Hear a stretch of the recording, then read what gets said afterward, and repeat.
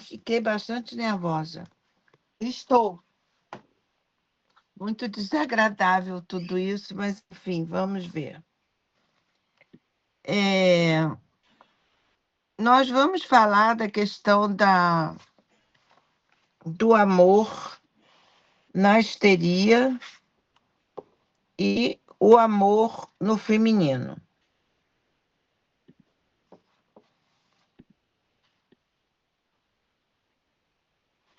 Então, eu vou começar falando um pouco sobre a questão do falo, da construção de ser homem e mulher, que é feita pelo significante falo, fora da cadeia significante do sujeito, e que é o vetor para as identificações. Desde a antiguidade, que o falos, representação figurativa do órgão sexual masculino, é uma representação figurativa, o falos é um significante, então não estamos ligados na anatomia. É também a representação de poder e da capacidade de gerar. As mulheres não estão excluídas de possuírem o poder, mas elas detêm o falo sobre as formas de mistérios da ausência. Freud inclui as mulheres na norma fálica quando conclui que a libido é uma só e masculina. Ele inclui. Ele distingue as posições do homem e da mulher em relação ao falo pela lógica do ter. O homem é aquele que tem e a mulher é aquela que não tem. Lacan desdobra essa fórmula. O homem é aquele que tem o falo e a mulher é aquela que, por não tê-lo, ela o é. O falo é o significante que fura a imagem totalizadora e inebriante para o sujeito e marca a falta.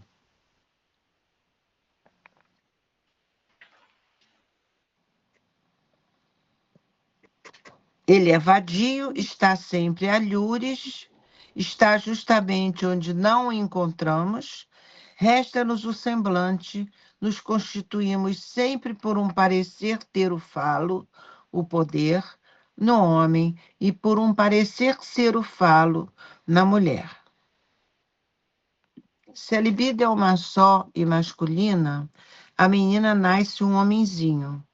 Ela é tanto quanto o menino, o bebê fálico para a mãe. Por isso, a sexualidade feminina exige uma volta a mais em seu desenrolar. A menina precisa trocar de objeto de amor, passar da mãe para o pai e também trocar de zona erógena do clitóris para a vagina. O complexo de castração leva a menina à descoberta de algo que lhe fala e a eternização da reivindicação fálica, a inveja do pênis, o pênis nade. Podemos, assim dizer, com Freud, que homens e mulheres amam e gozam no registro do fálico. Uns têm e por isso vivem a angústia de perdê-lo, a ameaça de castração. Outros não têm e vivem a angústia de ter que sê-lo para, de uma outra forma, tê-lo. Como sujeito, as mulheres, uma a uma, continuam na posição masculina, na lógica do ter fálico, e experimentam a angústia de situar-se aí de forma um pouco menos adequada, de acordo com os sócios, porque tem a questão da civilização, ou de possuir o falo pela via do encoberto da ausência, no sentido do não evidente, do recoberto pelo mistério. Mas a mulher não se limita ao registro fálico. Há algo nela que escapa a essa norma, provocando uma outra partição em seu gozo. Esse gozo fora do falo não tem representação psíquica. E por isso, desde Freud, o representante psíquico para a mulher falta. E é em relação a essa falta de um significante que digo ser da mulher, para além do fálico, que se define as posições histérica e feminina.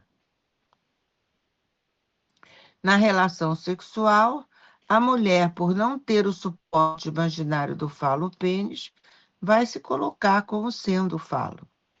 No entanto, na posição histérica, tanto na posição histérica quanto na feminina, a mulher não tem o falo. E, consequentemente, a reivindicação em torno da falta se faz presente. Esse fato é o que faz uma aproximação entre histeria e feminilidade. Para ambas, a ausência é o que marca a presença do falos enquanto poder, enquanto valia. A gente tem que pensar também, né, que há muito tempo sabemos que temos os homens históricos, homens cidadãos sócios anatomicamente falando. No homem, a falta a ser é mais facilmente recoberta pelo suporte imaginário do falo, seu órgão viril, que os faz acreditar muito mais do que as mulheres no ter fálico. Eles se reconhecem como tal, proporcionalmente ao gozo fálico que acumulam e que os identifica como homens. Isso começa muito cedo, quando ainda meninos já medem o órgão viril em suas brincadeiras e vão medir a vida toda.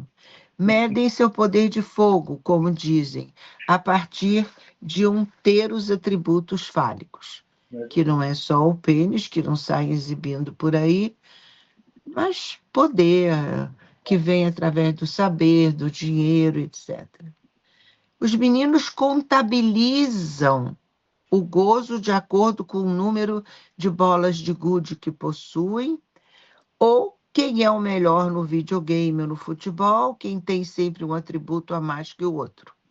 Atributos determinados pelo discurso, que impõe a medida, ou seja, o falo como medida para determinar o que é ser homem para cada um. Na mulher, a falta ser não é recoberta, porque ela, apesar de também estar referida ao falo, à norma fálica, ela não está toda aí como os meninos. Ela é não toda aí. Há uma parte dela que escapa ao significante, escapa ao discurso e, portanto, se articula ao real. É o lado não toda que faz enigma, que faz com que a posição feminina seja um continente negro, tanto para o homem como para a própria mulher, como dizia Freud. A posição feminina se caracteriza por ser aquela que se acopla ao desejo masculino. Olha que frase forte, né? A posição feminina é aquela que se acopla ao desejo masculino, independente do destino anatômico. Logo, é uma posição aberta a qualquer um. A todo ser falante é permitido, qualquer que ele seja, quer ele tenha os atributos masculinos ou não, inscrever-se nessa posição, diz Lacan. Então, vejam bem, são posições que elas podem mudar a qualquer momento. Eu posso estar numa relação sexual, num ato sexual, sendo mais clara, na posição masculina. Por que não? Não preciso do atributo pênis para isso, como mulher. O homem pode estar numa posição feminina, apesar do seu belo atributo fálico. Então, isso é uma posição diante do outro, uma posição de marcar a falta, uma posição de tentar suprir a falta com uma certa mascarada que todo mundo tem um pouco.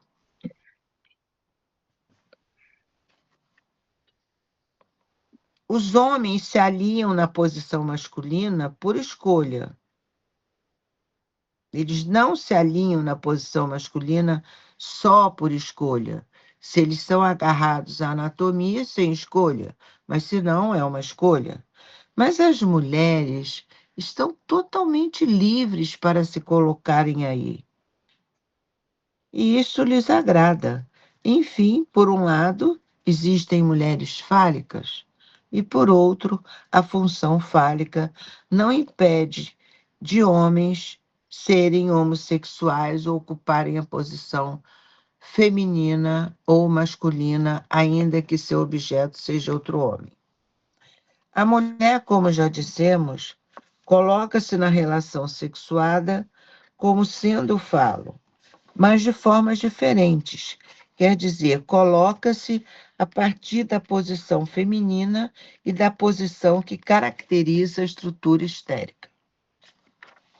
A histérica é aquela que faz um juramento, no sentido religioso. Ela devota sua vida a ser o falo. Sua exigência de ser renega o lado não todo. E ela se propõe a ser o próprio falo encarnado no corpo. É o que muitas vezes o ataque histérico nos revela. Então é como se eu não tenho esta porcariazinha deste pedaço de carne entre as pernas, esse pênis para fora, mas eu inteira, o meu corpo é maior do que o falo que você carrega. Isso é uma histérica. Ela devota a vida a ser o falo, faz qualquer negócio por isso. Na posição feminina, uma mulher é o falo para o outro, porém só na medida em que entra na relação sexual e aí consente em ser o objeto que se presta a ser o suplemento do desejo sexual masculino. Nessas circunstâncias, ela então é o falo para o homem. Ela não fica nessa posição o tempo todo. Ela se presta a ser esse suplemento do desejo sexual masculino quando entra numa relação sexuada com outro. Na relação sexual, porque essa posição da mulher é uma posição que ela entra como objeto, mas ela não vai ficar o tempo todo da relação sexual ou todas as relações sexuais nessa posição. Ficará ou não. Ela, como mulher, na posição feminina, ela tem três escolhas.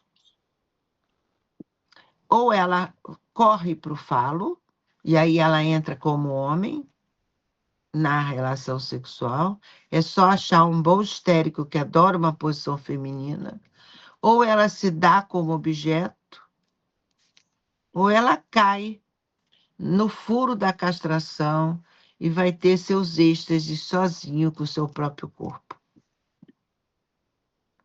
Na relação sexual, o homem, como sujeito dividido, é aquele que deseja, e a mulher é o objeto que vem em suplemento ao desejo do homem. Quando ela entra na relação sexual desejante, ela é homem. E hoje isso aparece com mais facilidade, porque hoje as mulheres vão lá, cantam os homens, levam eles para a cama, são mais agressivas em alguns momentos do que antes, no sentido de impulso, né? Agressividade sexual nesse sentido de impulso.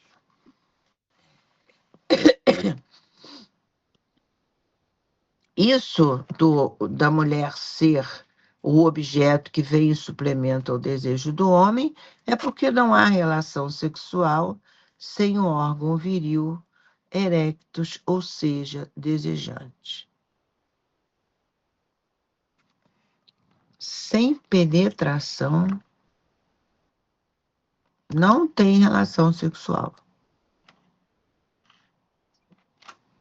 A primeira vez que eu ouvi isso, eu ouvi em Paris, há muitos anos atrás, de Colette Soleri, e anotei no caderninho e falei, eu vou perguntar. Isso não é assim, não. A gente faz sexo por telepatia. Vamos combinar. E perguntei. E aí ela me diz, eu digo relação sexual. Eu disse, eu me referi ao coito. Ainda virou para mim e disse, sim, brincadeiras sexuais tem de todo jeito. Com penetração, sem penetração. E por quê? É claro que isso é verdade, porque, por exemplo, as lésbicas usam a mão, o braço, um brinquedo, um postiço. Muitas pessoas que se tornam impotentes por saúde e tal usam postiço. Por que essa necessidade se fosse a mesma coisa? O que faz o coito é a penetração. Agora, a gente pode brincar com o sexo de muitas maneiras. Tá claro o que eu estou querendo dizer aqui?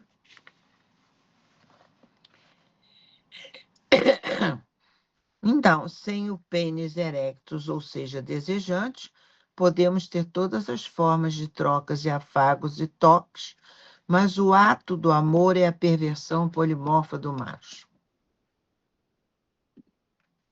Não há coito sem penetração.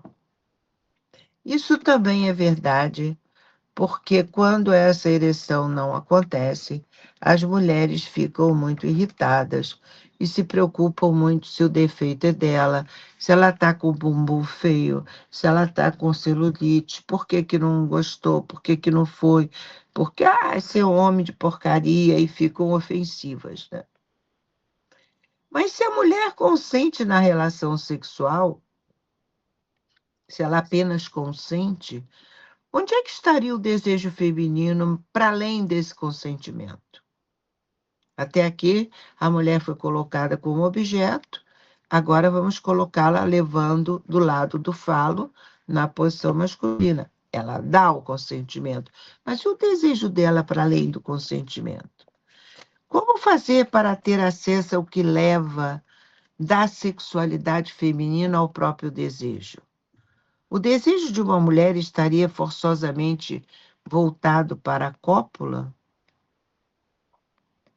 Freud nos responde que não. Para Freud, uma mulher diante da inveja do pênis ou do complexo de castração pode renunciar totalmente à sexualidade. Logo, a mulher tem a opção de não entrar na relação sexual.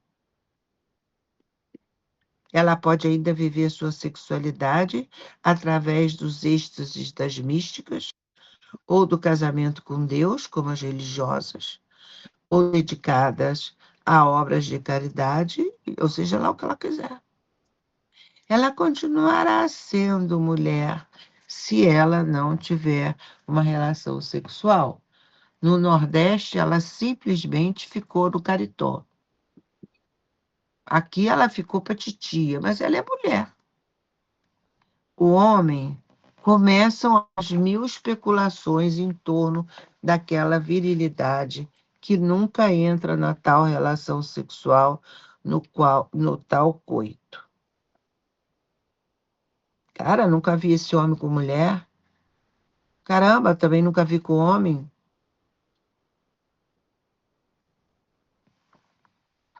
Mas uma verdadeira mulher, para Freud, é aquela que entra na relação sexual como mulher de um homem. Ou seja, é aquela que se volta para o homem para dele esperar um filho como substituto do pênis. Freud era bem machista. Antes que vocês me matem, eu concordo com isso. Lacan diz que não é obrigatório que as mulheres se experimentarem na castração. Ou seja, não é obrigatório para as mulheres entrarem na relação sexual. As feministas, especialmente as norte-americanas, que o digam.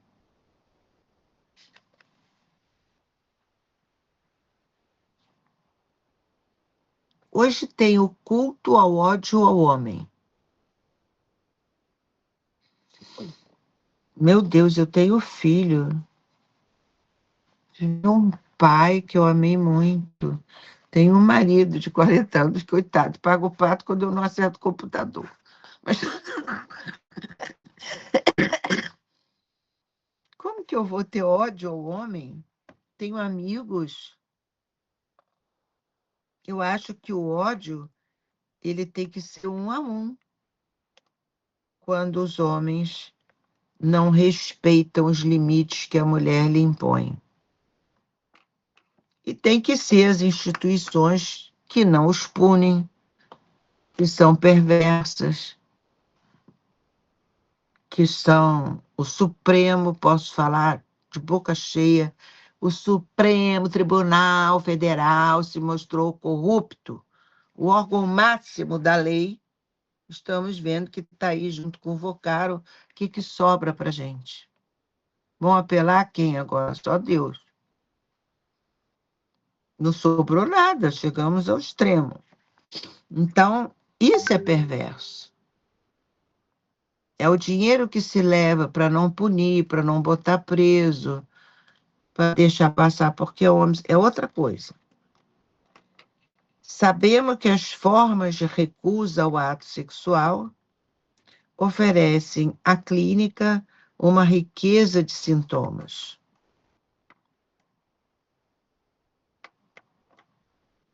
Até aqui eu polemizei essa história da relação sexual. Mas se chega à análise por conta disso. A cópula é um ato em que as máscaras caem e a castração aparece nua e crua, no desdobramento do órgão sexual feminino e se reafirma a castração com a penetração. Tumescência, detumescência. E aí? A mulher fica castrada porque não conseguiu o que queria e o homem também. A posição de objeto para o outro, aquele que tem, causa horroras histéricas. Uma delas me disse uma vez, batendo no divã assim: ora, Beth, não me venha com essa coisa de Freud, Lacan. Você está pensando o quê? Então você acha que ele me vem com aquela coisa ereta e ainda por cima brilha e eu só com meu furinho? Não, não é linda, não. Quando chega na hora H, não mostro meu furinho. Olha o que é a inveja. Só rindo, a minha interpretação foi uma boa gargalhada. A outra foi fazer uma esterectomia, e quando ela voltou, um mês depois, eu falei, como foi? Tudo bem? Ai, um horror, aquela sonda, ela tinha lá um problema sério. Aquela sonda e tal. Eu falei, é muito desagradável, mas é importante que você está bem, né? Que ela relutou muito para tirar outra. Ela falou, mas também me vinguei. Eu digo, como? Fiz xixi de pé e ainda sacudi, segurando a sonda. É um horror da posição de não ter diante do outro que tem. Muitas vezes esse horror aparece nas brigas com um parceiro sexual logo após o ato sexual. Isso é uma grande característica histérica. Ou até mesmo no choro que advém junto ao gozo que uma mulher pode obter de um homem. Eu já tive vários pacientes em 40 anos de clínica que me disseram, não adianta, quando eu consigo uma trepadinha, vai ter briga por um mês. Ela amanhece de cara feia, de bronca, parece que eu tenho que pagar um castigo só porque ela me deu. Outras se dizem muito assustadas quando vem um choro junto com o gozo. O modo histérico de entrar na relação sexual está referido ao desejo. Ela tem raiva do ato sexual, a histérica. Ela vai brigar com o parceiro depois de ter consentido, depois de ter desejado do lado masculino, ela vai brigar. Ela quer desejar. E esse modo de entrar referido ao desejo, que é desejo de não satisfazer o gozo sexual, fazem surgir esses sintomas. Já o modo feminino refere-se ao gozo sexual. A mulher que não é histérica, bem resolvida, pode ser de estrutura, mas não ter o sintoma, ela vai tirar o proveito dela. Ela vai entrar no ato sexual para gozar com aquele homem que ela tem, porque os homens meio que pertencem às mulheres, né? Vocês já viram como elas brigam? Porque esse homem é meu, quando ele trai, quase como se fosse um objeto, um carro, larga que é meu, puxa dali, puxa daqui o brinquedo. Esse homem é meu e ninguém tasca. E também pertencem no sentido de que quando se forma um casal, quando a mulher é sintoma para um homem, ele acaba só fazendo aquilo que ela acha que ele tem que fazer. Se ela disser que vai dar errado, ele já fica com medo. Enfim, tem um jogo ali de inconsciente a inconsciente e que promove um pertencimento a dois que o homem faz questão de tomar para ele. Minha mulher, eu sou o homem, ela é minha mulher. Na verdade, ele que é dela. A histérica não se interessa pelo gozo, muito ao contrário.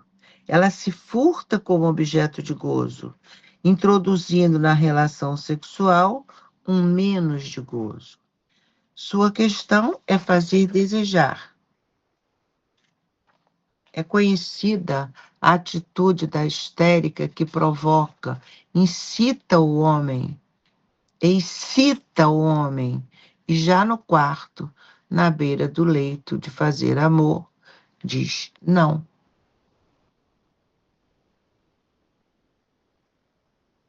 Dá mole, faz tudo pro homem querer. Quando ele quer, diz não quero.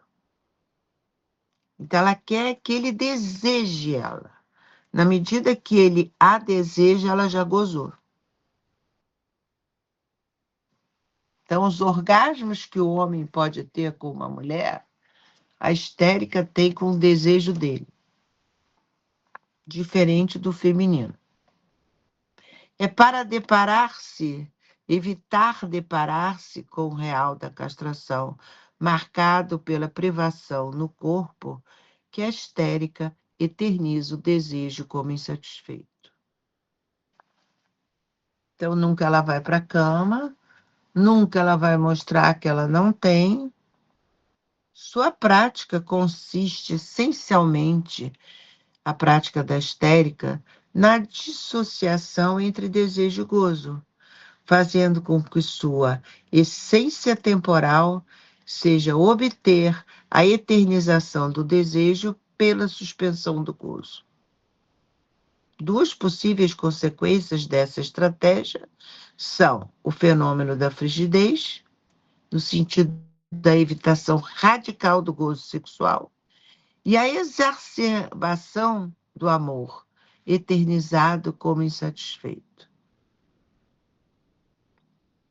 Então, ela está sempre procurando um amor, um amor, um amor, um amor, um amor. Nunca acha esse amor, nunca ninguém gosta. dela, como deveria gostar, como deveria ser, que a minha questão é o amor, porque ele não me ama. Eu ouvi de uma psicanalista até que eu considero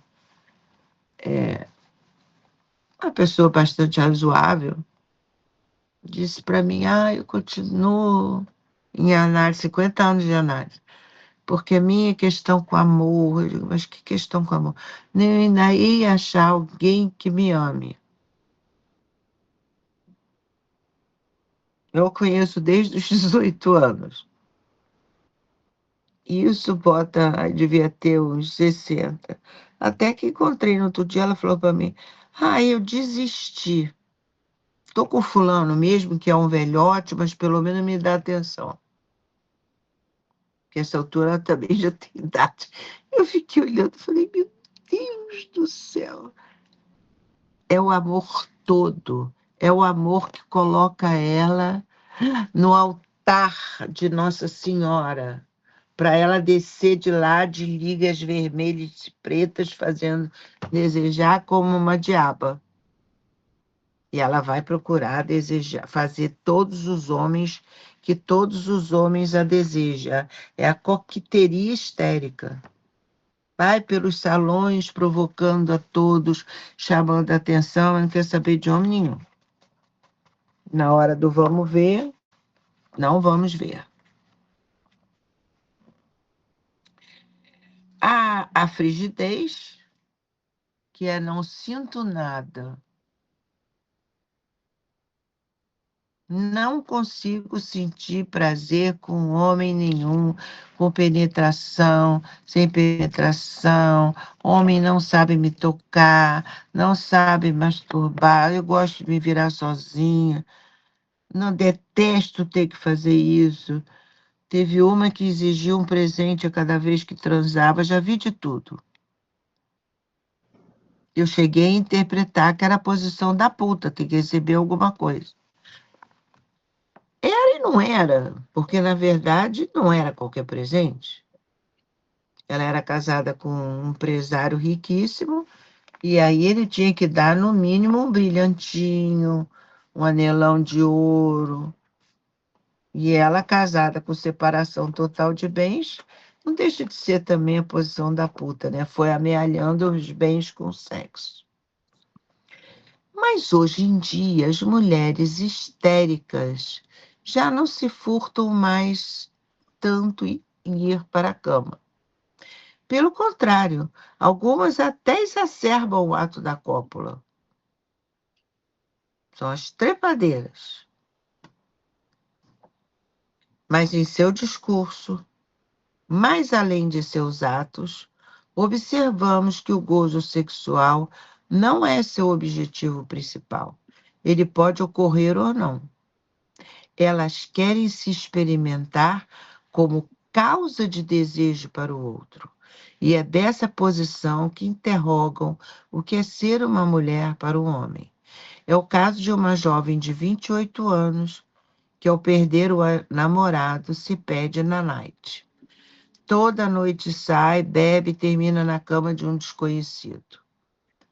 Sua questão não passa pelo gozo sexual que pode obter aí. Muito pelo contrário, isso não é nem motivo de comentário.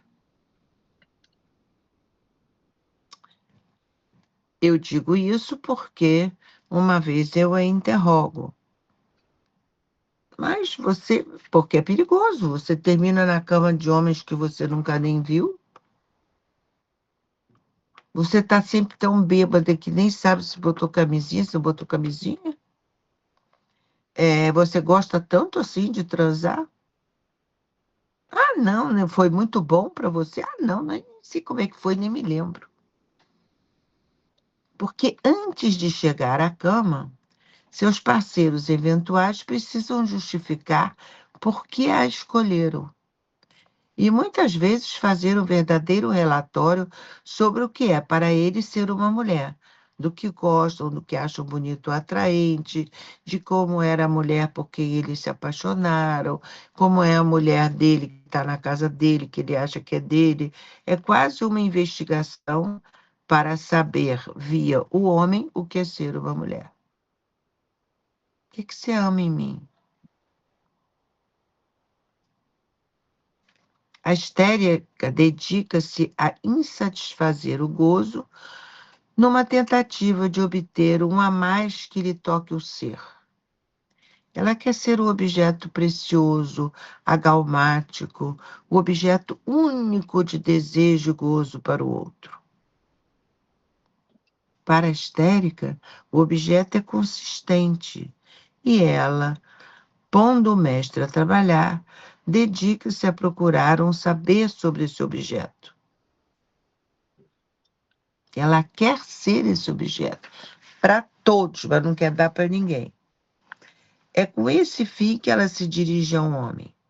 Tarefa impossível, pois o objeto é inconsistente e só podemos circunscrevê-lo, posto que é um resto impossível de dizer.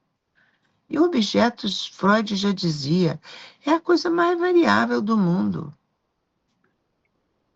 Muitas coisas e muitas pessoas servem de objetos para muitas outras.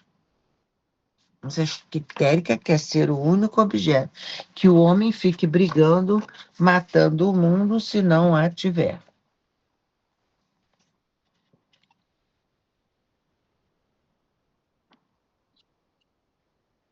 Ela não cansa em sua busca de um saber sobre o objeto, o que promove sua eterna demanda ao homem.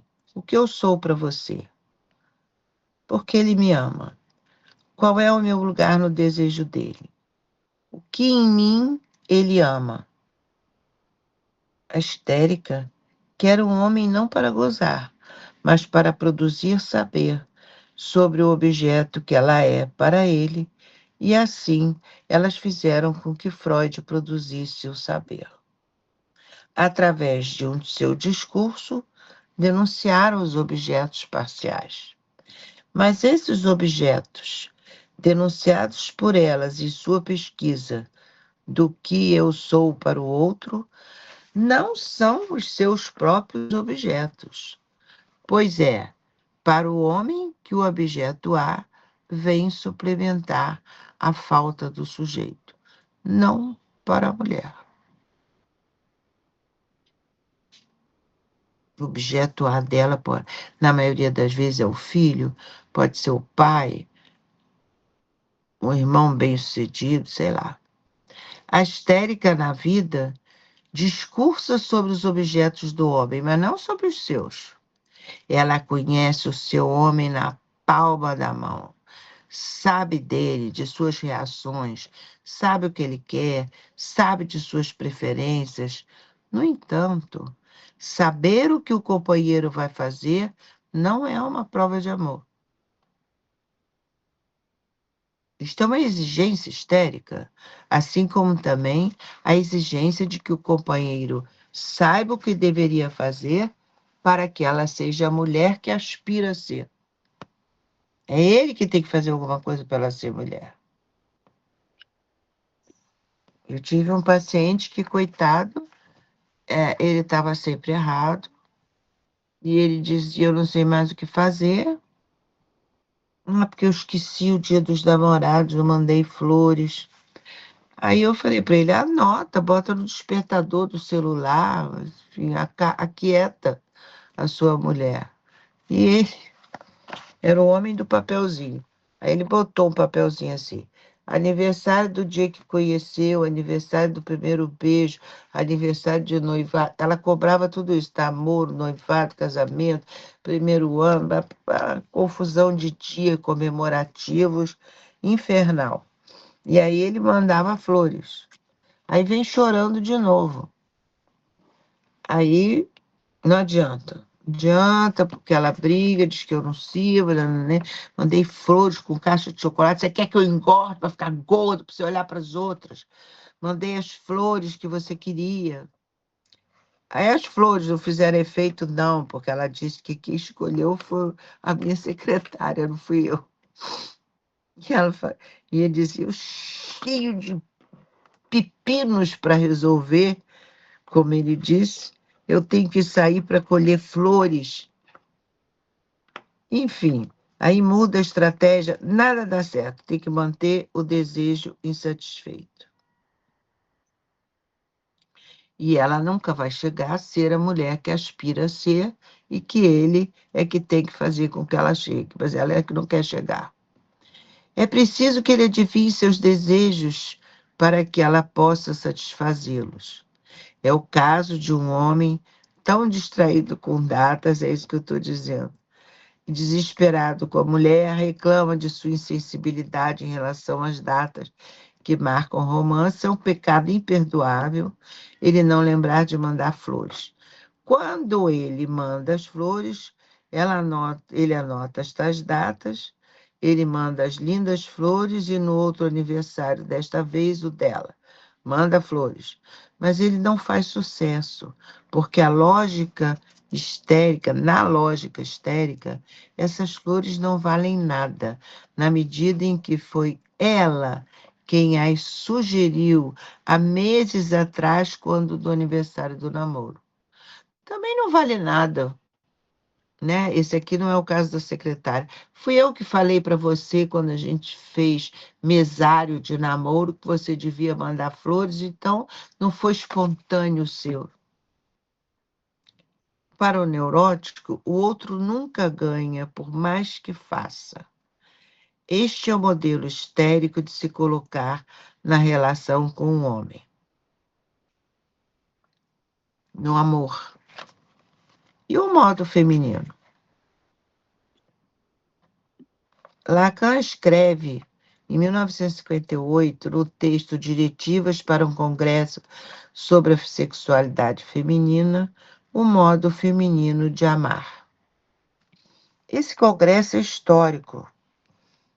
O Lacan propôs em 58, 60, o congresso acontece em 62, porque um dia na escola dele, ele fala para as mulheres, especialmente para as feministas que davam seminários sobre e que assistiam, Antoniette Fouquet e outras famosas, ele diz: vamos parar com essa mamãezada e papaizada. Vamos falar da cama, vamos falar do sexo. É com isso que Freud lidou. Quando as histéricas se contorciam, elas estavam falando de sexo. Assim, nós não vamos chegar a lugar nenhum. E ele faz várias propostas e o congresso acontece. E nessas propostas ele diz que a sexualidade feminina, não histérica, surge como um esforço de um gozo envolto em sua própria contiguidade, na continuidade do gozo, há um esforço para se realizar, rivalizando com o desejo que a castração libera no macho, dando o seu significante no falo. O macho deseja por quê? Porque ele falta, porque é castrado. Se ele não tiver faltas, ele não vai desejar. Então, ela quer, né, o desejo feminino, quer gozar. Vou falar em outras palavras, não as de Lacan. Gozar tanto quanto aquele macho quer que ela goze. Ela se esforça para ter um gozo contínuo a isso que é o desejo dele. Se ele a deseja muito, ela se esforça para gozar.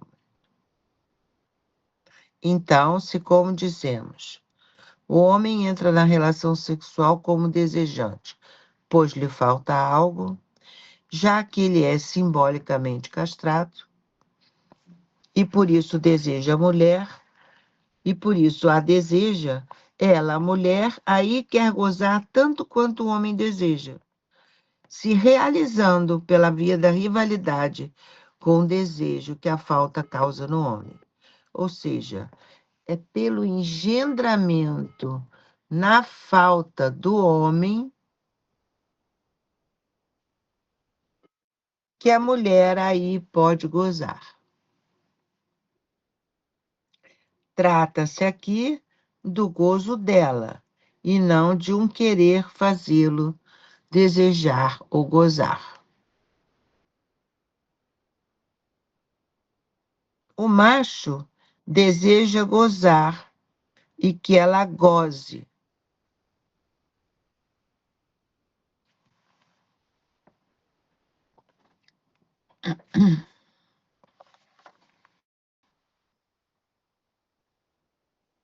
Vocês me dão um minutinho que eu já volto?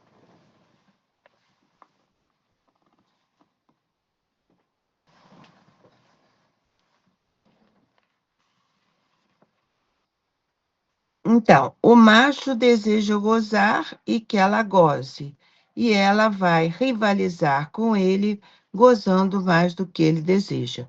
Esse é o modo feminino. Se ela escolheu e se ela quiser gozar, lógico, né? Concluímos então com Lacan que há ato sexual, mas que a relação sexual não existe. O que é relação?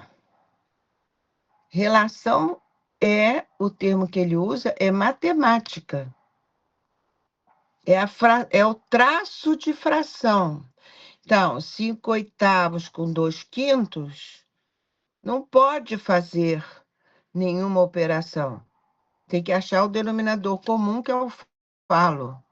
E aí, quando você tenta relacionar um sujeito e um objeto que escapa, escapa porque não se dá todo de objeto, escapa porque já não é mais aquele objeto, não há relação. Relação seria de sujeito a sujeito e de objeto a objeto.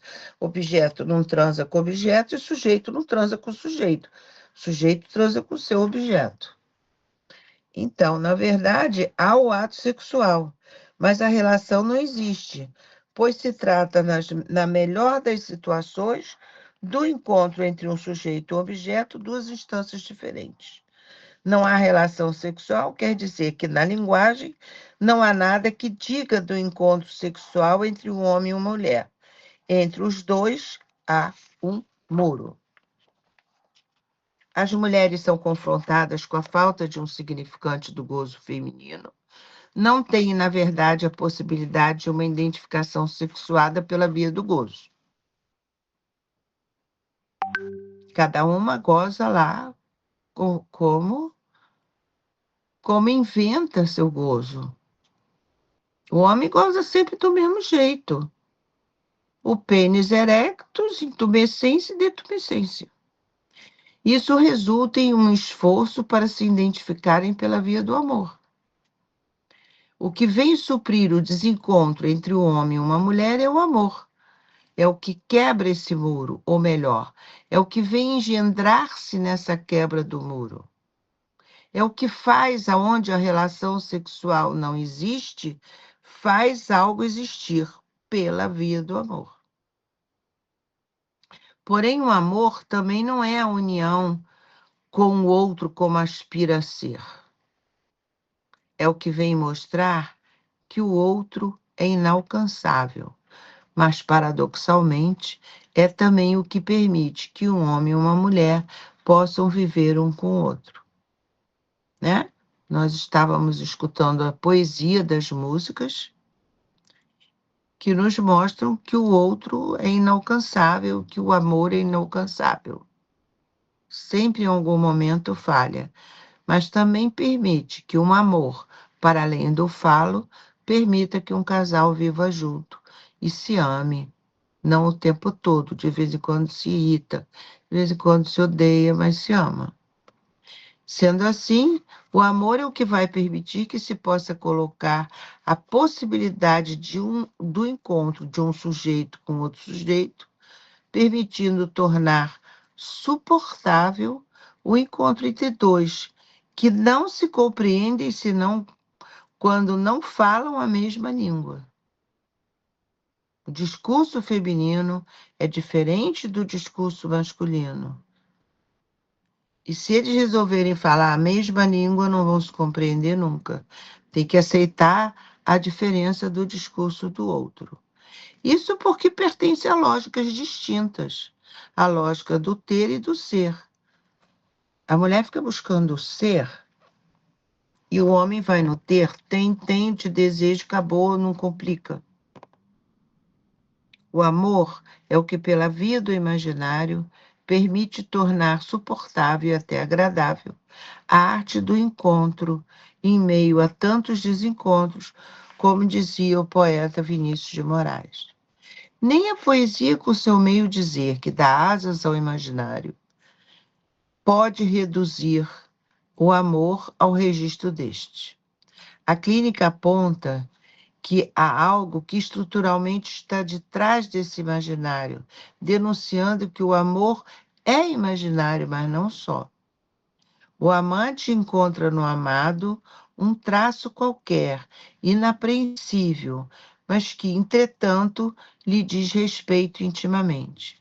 E esse traço, que propicia um curto-circuito de troca entre os amantes, é esse traço. Esse traço aponta para um real, recoberto pelo imaginário do amor, que pede sempre mais um pouco, pede mais ainda. Ainda é o nome próprio dessa falha, desde a qual, no outro, parte a demanda do amor. O amor, pede ainda. Demanda é sempre demanda de amor, intransitiva, impossível de ser satisfeito. Um ato sexual não satisfaz, vou querer outro, o outro até morrer. Um beijo também não. Um gesto de amor também não. Lacan define o amor como acontecimento entre dois inconscientes. Entendemos que é o amor ao que falha no outro, amor à falha, ao erro, é o maior apesar de. Eu o amo apesar desta e daquela falha. Ama-se no inconsciente do outro a falha que é de seu próprio inconsciente. O amor ao saber inconsciente é o amor àquilo que falta, que falha. O amor é a mediação entre dois que não se completam e que só podem meio dizer sua própria verdade.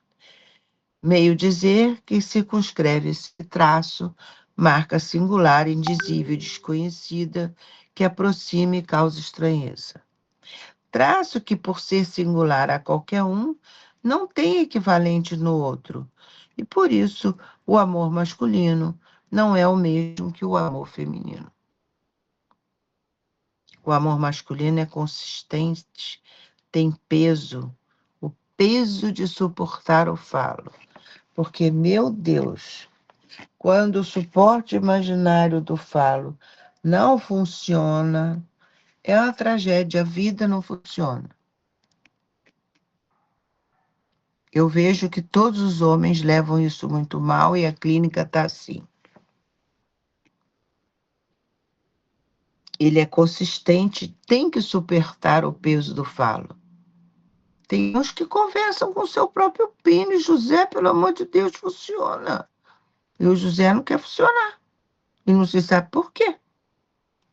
A maneira como o homem suporta o mundo é dando-lhe sustentação. E para isso é preciso colocar no centro um objeto em que possa depositar a libido. É como diz o poeta Carlos Drummond de Andrade em seu poema A Hora do Cansaço. As coisas que amamos, as pessoas que amamos, são eternas até certo ponto. Duram o infinito variável, no limite do nosso poder de respirar a eternidade. Ou ainda em outro intitulado, Necrológicos dos Desiludidos do Amor. Os desiludidos do amor estão desfechando tiros no peito. Do meu quarto, ouço fuzilaria. As amadas torcem-se de gozo. Oh, quanta matéria para os jornais! Ou ainda, nas 100 razões do amor. Eu te amo porque te amo. Não precisas ser amante e nem sempre sabes sê-lo. Eu te amo porque te amo. Ferreira Goulart também nos fala desse peso quando ligo o amor a uma mancha ou uma lesão em seus versos. Sobre o amor é um lampejo que surgiu no mundo, essa cor, essa mancha que a mim chegou, de trás de dezenas de milhares de manhãs e noites estreladas, com um polido aceno humano, mancha azul que carrego comigo, como carrego meus cabelos, ou uma lesão oculta onde ninguém sabe. Ferreira Goulart tem que ser bem trágico. No entanto, é preciso dizer que no homem o amor e o desejo nem sempre reúnem-se apenas em um só objeto. Aliás, em ninguém, a frase está mal feita. Ninguém tem um só objeto. Nenhum homem e nenhuma mulher. Para se manter junto, tem que evitar querer todos os objetos. Escolher um, se conforma. Senão, vai ter separação.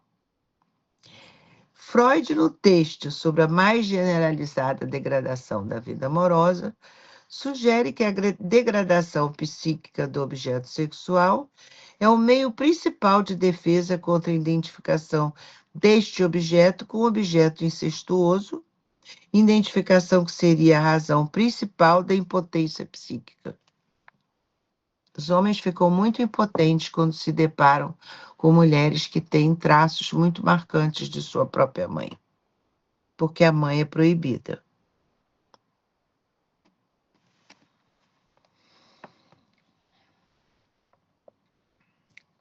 Então, o homem faz a divisão entre a santa, que representa a imagem da mãe dele ou de seus filhos, e a puta, que representa a mulher fêmea, a do desejo. Mas quando ambas estão situadas no mesmo objeto, é necessária a degradação desse objeto para, afastando do objeto primeiro e incestuoso a mãe, poder gozar melhor dele. Então, quando se reúne a mulher fêmea, o desejo pela fêmea, com o amor por esta mulher, que é a mulher dele, que remete à mãe, que vai ser a mãe dos filhos dele, ele precisa degradá-la para rebaixá-la como fêmea, para poder gozar dela, salvando a santa, que vem da santa mãe, que de santa não tem nada. Mas para todo homem, a sua mãe é a santinha. O gozo fálico masculino é mensurável, e o homem tem um compromisso com o seu próprio órgão viril, que para ele pode funcionar como um obstáculo justo pelo excesso de compromisso com a sua potência. Esse é o problema do homem, não pode ter um excesso de compromisso com a sua potência. Não funcionou agora, funciona daqui a pouco. Esse é mais um peso no amor masculino. O amor feminino é muito bem dito por Marguerite Duras.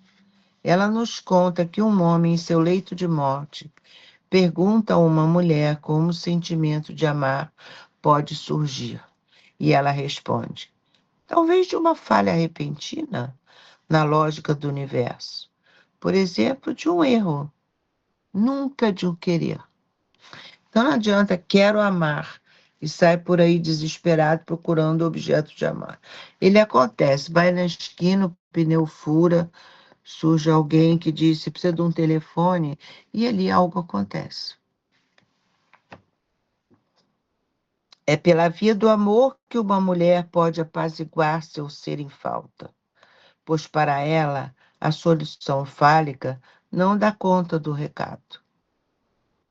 No entanto, sabemos que o apelo ao amor depende muito da contingência, da etiqueta, do bom encontro, que é sempre fortuito.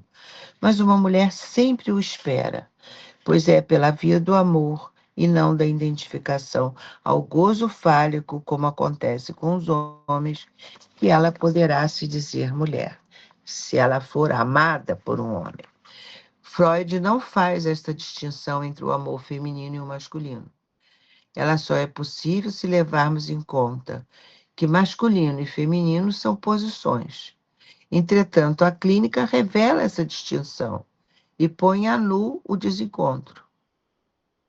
Podemos pensar a diferença entre o amor masculino e o feminino pelo viés de que não há para uma mulher resposta possível, por mais calorosa que seja, que possa saciar a sede do amor feminino.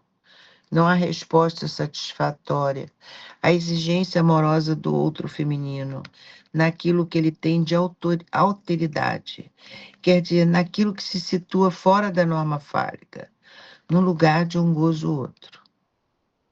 Não adianta dizer para uma mulher, eu escolhi você. Você não tinha nada que está lá querendo a outra. O amor feminino vai mais além do lugar onde o amor masculino poderia responder.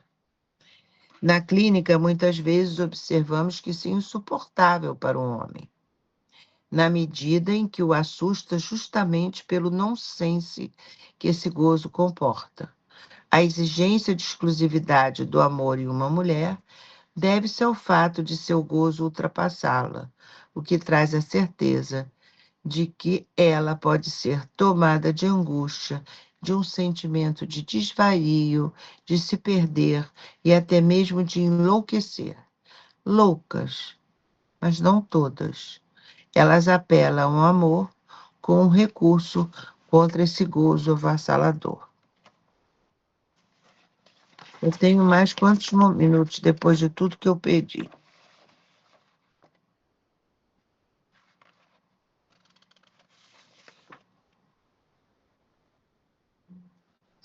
Augusto diz para ela aí que ela tem o tempo que ela quiser, que tá excelente. Alguém sabe dizer? Fique à vontade. Eu não escuto, ai meu Deus.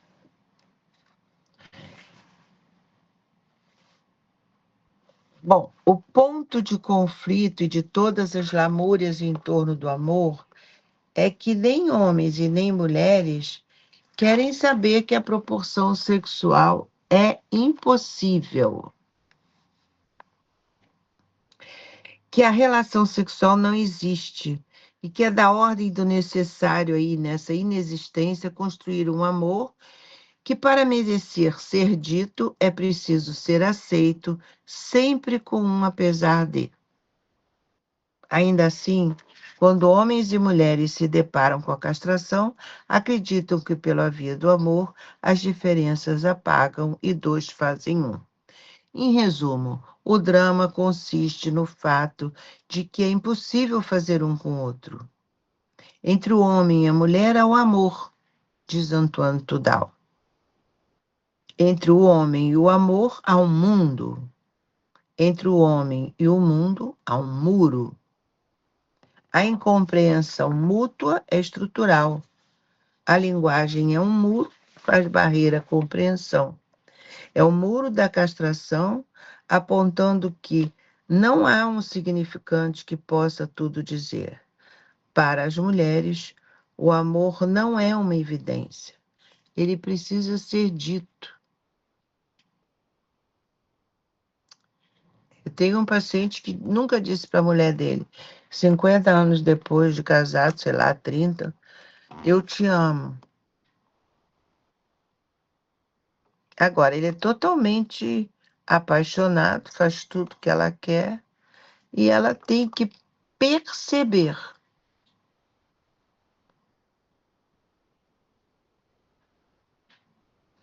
Ela demanda e ele não fala. Eis o drama. Só o amor em sua face narcisista pode fazer crer aos homens e às mulheres que se compreendem.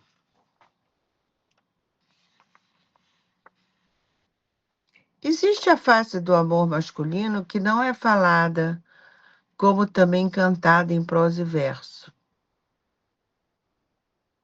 que não é só falada, como é também cantada em prosa e verso.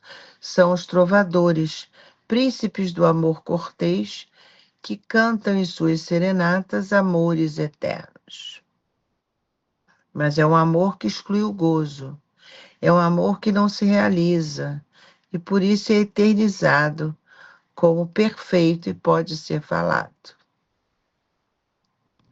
Mas as mulheres, em sua face não toda, também se calam quando experimentam um gozo outro, este que é fora do falo, onde não há um significante possível, onde o vazio se instala.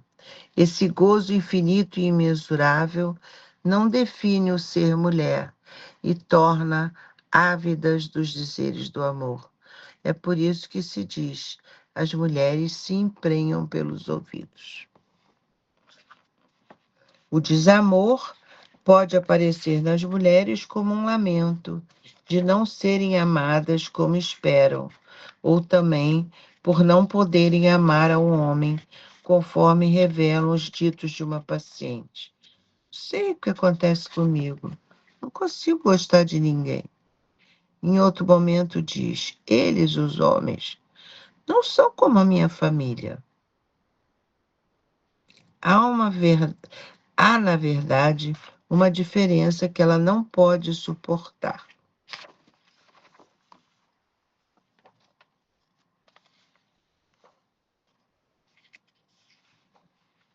O amor histérico é aquele que se alimenta de uma queixa interminável, queixa que se repete incessantemente. A histérica feminina ama projetando no homem amado algo que ultrapassa a esse homem mesmo. Ela ama em espelho, quer dizer, com a exigência de que o homem amado adivinhe seus desejos. Por isso, os homens neuróticos têm medo desse amor louco e fogem deles.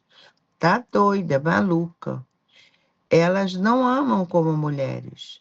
Amam no homem sua própria busca de saber. De um saber que será sempre um não saber. E com isso, muitas vezes se perdem. Isso não é um amor feminino. É um amor assexuado que se recusa ao sexo.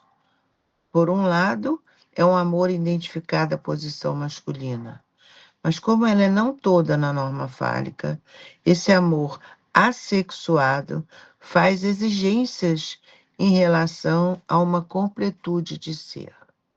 O amor de uma mulher que já pôde confrontar-se com a castração é um amor mais sereno, passível de operar uma separação entre a loucura do amor que leva ao gozo de mulher, da verdade desse homem em particular. Ou seja, ela pode tomar o homem sem os endeusamentos próprios às loucuras de amor. É esse amor louco que vemos num folhetim de Manuel Carlos, que já se foi, Mulheres Apaixonadas, protagonizado por uma de suas Heloísas. Heloísa ama o marido com o absolutismo, no qual ela se vê ultrapassada pelo próprio gozo, porque ela não se identifica aí como mulher. O absolutismo do amor chega a ponto de levar o personagem a fazer uma cirurgia para a retirada do útero, esterectomia radical, para não correr o risco de engravidar e ter que dividir o amor de seu homem com um filho. Eu, quando vi esse folhetim, eu falei: caramba, como o Manuel Carlos sabe o que é uma histérica. Heloísa, abandonada, se angustia, desvairada, enlouquecida de amor, agride fisicamente o homem amado. Ama nele o que ela acredita que poderia fazê-la encontrar-se com seu gozo como nomeável. Ou seja, ama nele a possibilidade de uma resposta à sua demanda de ser. Ele é, para ela, o caminho para o absoluto do amor, para o mais além do mundo, para o mais além do homem, onde se encontra Deus, ou seja, encontra-se o enigma do gozo não fálico, o enigma do feminino. Heloísa, em seu desespero de amor ciumento, responsabiliza uma outra mulher pelo fracasso de seu amor. A função da outra mulher aparece para o feminino em qualquer estrutura, pois é uma comparação com essa outra que uma mulher pode identificar seu ser no desejo do outro. pela falta justamente de um significante que responda desse lugar. Heloísa é uma dessas mulheres de quem se diz que amam demais. São, na verdade, mulheres tomadas e ultrapassadas por esse gozo outro fora da norma fálica. Mulheres que não encontram um limite que viesse apaziguar isso de que são possuídas.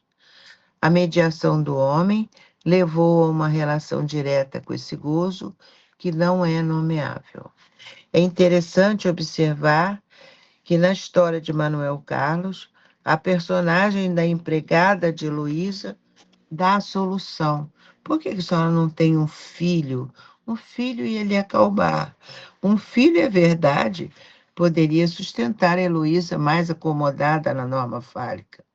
Ela seria então mãe, que é imaginariamente toda. Mas do que se trata é da localização de um desejo referido ao outro do amor, seja de filho ou não. O desejo é o que vem barrar a angústia, é o remédio. Os ciúmes na histeria têm a ver com saber que o homem em questão possua respeito do que é ser uma mulher. Como isso é impossível, pois não há um significante que diga mulher, ela só pode ser vista em seu lado masculino. As atenções recaem na outra mulher, esta que detém o mistério do feminino, já que imaginariamente atrai o homem em questão. É da outra mulher que a histérica vai cobrar, culpando-a pela perda do seu homem. Posição absurda, mas da qual a histérica não se dá conta. O homem de toda histérica tem sempre outra, e quando não tem outra, ele não a interessa. Ela inventa outra, até ele ter. Ela induz praticamente ele a ter outra.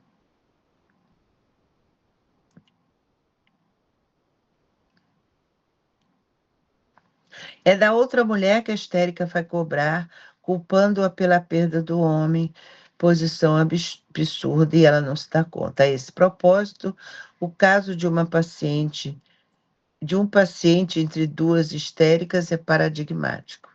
A esposa descobre a existência da amante e passa a trocar injúrias ao telefone.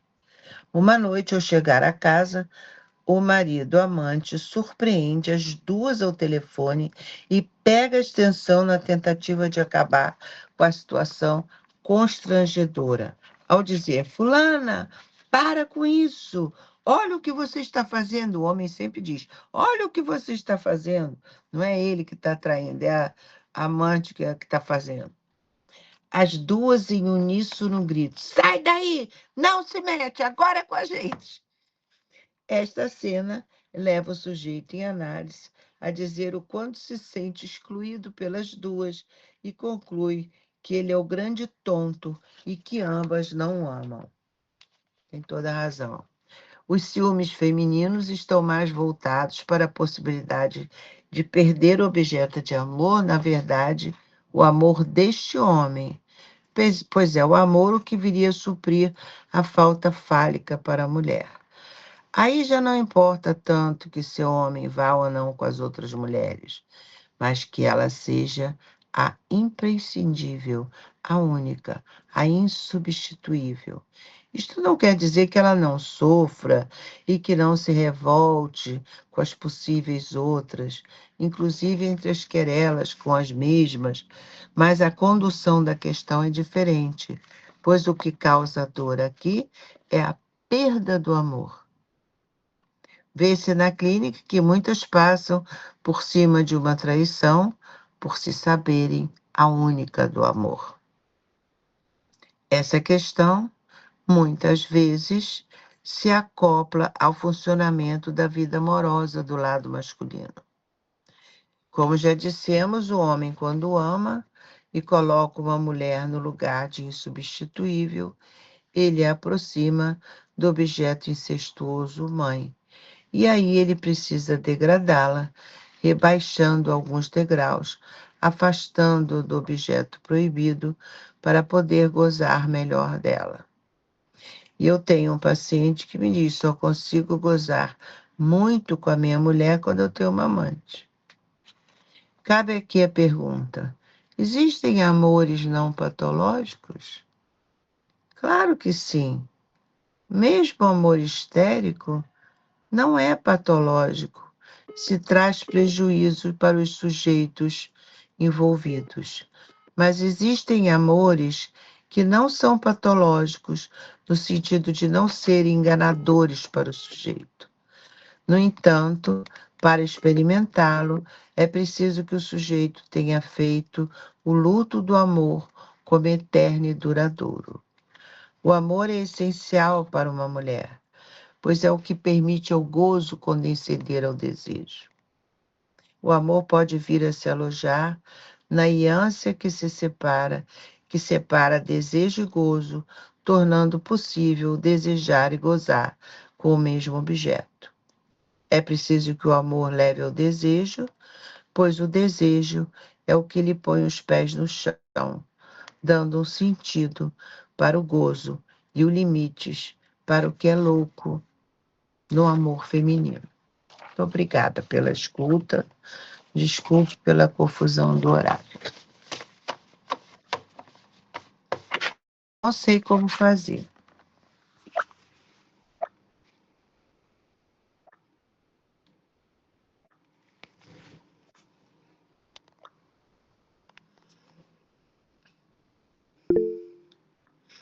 Eu já aumentei o volume, agora não sei o que fazer.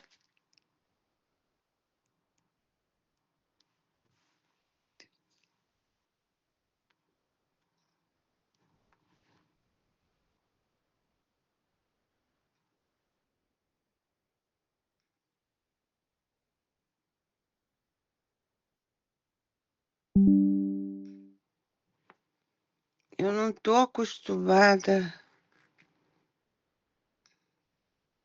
Pronto, já estou aqui no chat. Mas só tem para mim enviar mensagem, eu não recebi mensagem nenhuma.